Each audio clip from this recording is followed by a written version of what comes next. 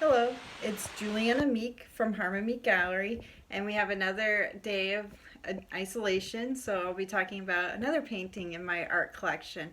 This one is by Byron Browne, and it was done in 1960.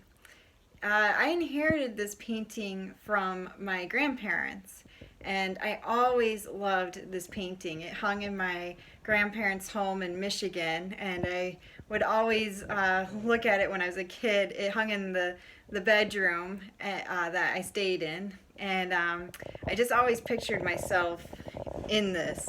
It's a gypsy woman, and it just seemed so dreamlike and just so much story in this. She has a guitar there, and I could just imagine this scene. And ever since I was a kid, I really liked this painting.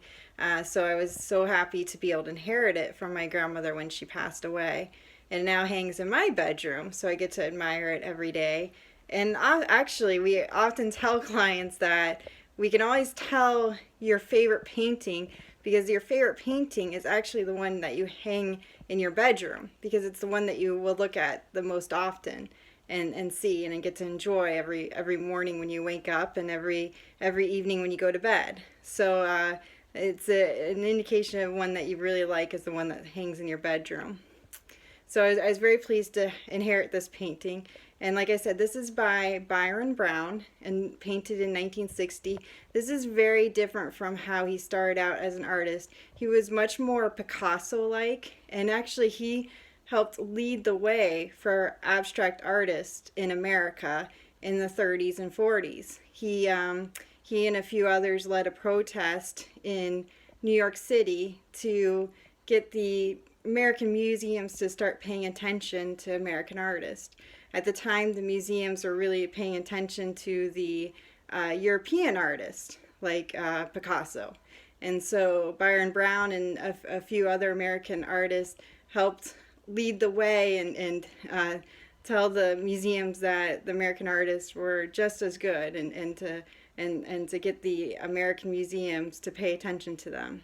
So it worked.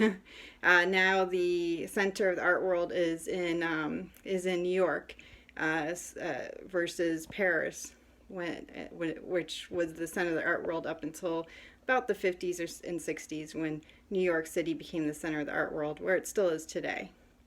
So this is a nice painting by a very significant artist. It's from later in his life, in his career, and then, like I said, 1960, when he had become. This is more we would refer to as his romantic period. Very different from how he started, like I said, as more Picasso-like and earlier in his career. But it's a painting that I've always admired, and I'm so happy to have it in my collection.